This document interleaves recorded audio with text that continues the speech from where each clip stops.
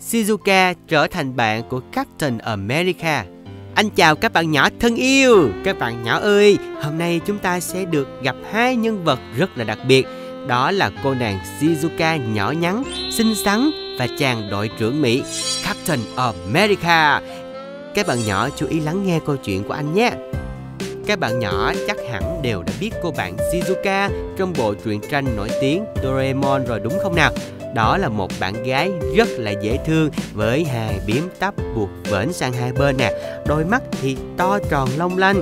Và không chỉ xinh xắn, bạn Shizuka của chúng ta còn học rất là giỏi luôn á, luôn đạt điểm 9, điểm 10 trong lớp.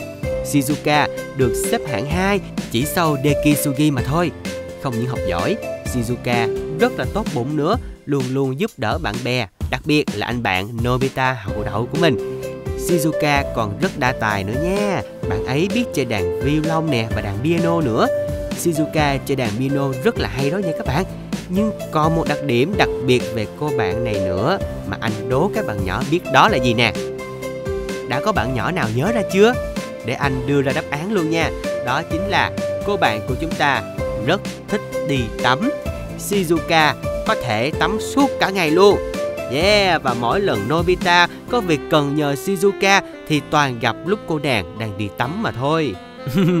Cô bạn nhỏ Shizuka của chúng ta đặc biệt rất thích tắm ở suối nước nóng nha. Các bạn nhỏ có biết vì sao không? Vì tắm ở suối nước nóng rất là tốt cho sức khỏe đó.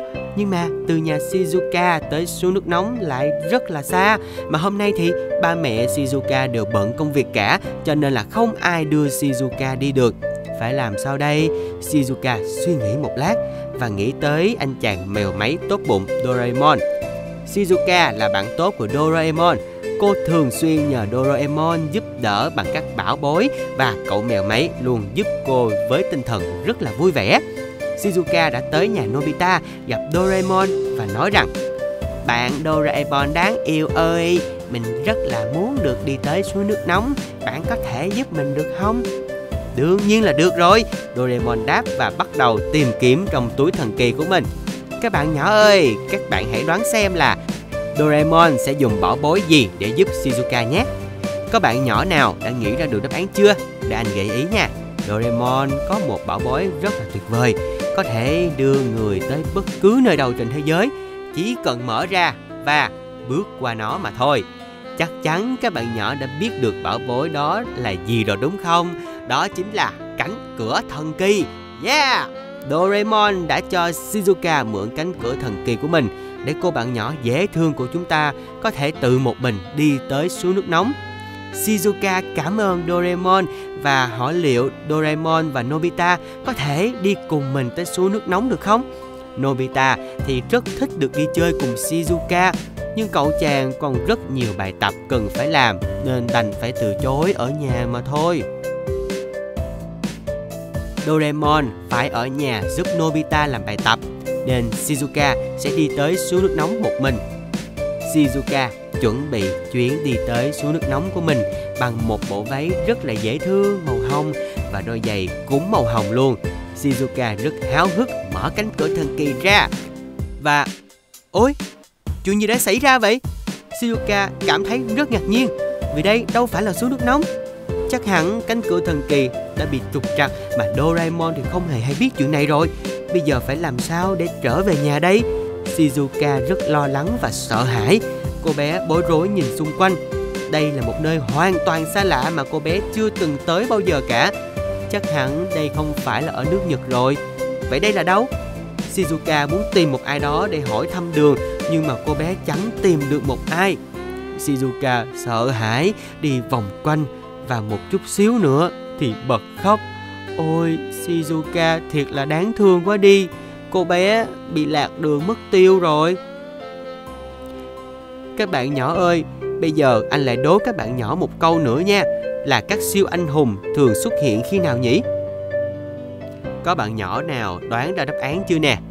Anh nghĩ chắc chắn là các bạn đã trả lời được rồi đúng không?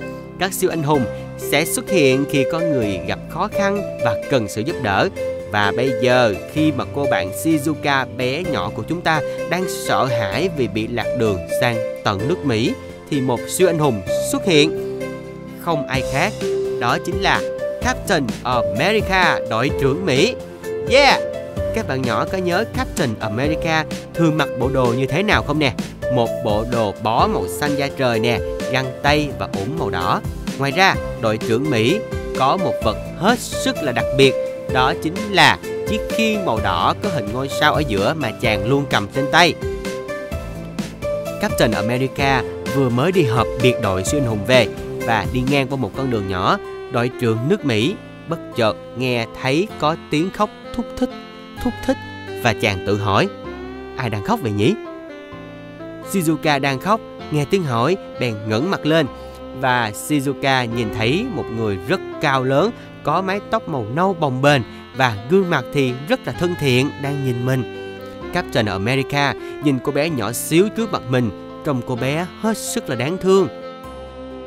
Anh là đội trưởng Mỹ, Captain America nói. Em đừng sợ, nhưng mà tại sao em khóc? Shizuka trả lời, em bị lạc đường á. Em muốn đi tắm suối nước nóng, nhưng mà ba mẹ bận việc nên em mượn cánh cửa thần kỳ của Doraemon để đi. Nhưng cánh cửa thần kỳ đã bị hư và em đã đi lạc tới đây. Shizuka lại khóc thúc thích. Anh đội trưởng Mỹ ơi, đây là đâu vậy? Đây là New York, Captain America trả lời và nhìn Shizuka chăm chú. Shizuka sợ hãi thốt lên rằng ôi, và suýt nữa thì khóc to lên, nhưng mà cô bé cố gắng kìm lại vì không muốn khóc to trước mặt người lạ. Em đã bị lạc đường qua tận nước Mỹ hả? Như vậy thì làm sao em có thể trở về Nhật Bản được đây? Ồ, đội trưởng Mỹ mỉm cười với Shizuka. Em có phải là cô bé Shizuka trong truyện Doraemon không? Shizuka nhìn Captain America với vẻ ngạc nhiên. Ủa, sao anh biết em vậy? Người đội trưởng anh hùng của nước Mỹ cười lớn và rất là sung sướng và vui vẻ. Vì anh là một fan hâm mộ của em đó. Hóa ra Captain America rất thích đọc truyện tranh các bạn nhỏ à. Và bộ truyện mà đội trưởng Mỹ thích nhất chính là Doraemon. Yeah, trong bộ truyện đó thì Captain America lại đặc biệt hâm mộ cô bé Shizuka đáng yêu, tốt bụng, luôn biết bảo vệ và an ủi bạn bè. Được gặp thần tượng của mình, Captain America vô cùng hạnh phúc. Anh chàng lập tức hứa với Shizuka là sẽ đưa cô bé trở về nước Nhật một cách an toàn. Shizuka được Captain America hứa giúp đỡ, như vậy đã bớt sợ hãi và lập tức cô bé đã vui mừng trở lại. Captain America mời Shizuka đi thăm khắp mọi nơi trong thành phố New York. Đầu tiên, cả hai cùng đi tới tượng nữ thần tự do, rồi tới tòa nhà Empire State và cùng đi xem cây cầu Brooklyn hùng vĩ. Shizuka được đi tham quan nhiều cảnh đẹp và cảm thấy rất là vui và cô bé cười rất là nhiều. Còn người anh hùng nước Mỹ được gặp thần tượng của mình cũng hạnh phúc không kém luôn các bạn nhỏ ơi. Cả hai đã có một buổi chiều thật là đáng nhớ ở thành phố New York. Người sắt Iron Man báo với Captain America rằng cánh cửa thần kỳ đã được sửa xong. Đội trưởng Mỹ cảm ơn ông bạn người sắt của mình và đưa Shizuka tới chỗ cánh cửa thần kỳ. Cánh cửa thần kỳ đã sẵn sàng đưa em về nước Nhật rồi, người đội trưởng Mỹ nói. Bây giờ em có thể về nhà rồi đó. Shizuka vô cùng vui mừng. Cô cảm ơn Captain America rối rít. Giây phút chia tay sắp tới, Captain America cảm thấy hơi buồn một chút. Shizuka phải an ủi anh chàng rằng có cánh cửa thần kỳ, Shizuka sẽ thường xuyên tới thăm Captain America. Người đội trưởng Mỹ nghe Shizuka nói như thế thì mới vui trở lại. Trước lúc chia tay, Captain America và Shizuka đã cùng chụp một tấm hình để làm kỷ niệm. Em cảm ơn anh vì đã dẫn em đi chơi và giúp em có thể trở về nhà, Shizuka nói và giơ tay vẫy vẫy. Tạm biệt người hùng nước Mỹ. Tạm biệt em, Shizuka. Em phải nhớ tới thăm anh thường xuyên đó nha. Người hùng nước Mỹ cũng giơ tay lên, vẫy vẫy và nói. Các bạn nhỏ ơi, câu chuyện về tình bạn đẹp giữa người hùng đội trưởng Mỹ và cô bé Shizuka dễ thương tới đây là hết rồi. Các bạn nhỏ có thấy câu chuyện này hay không nè?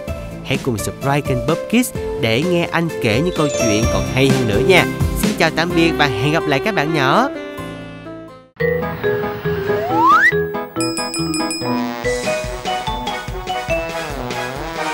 Bye. Superman bị Minion bắt giữ.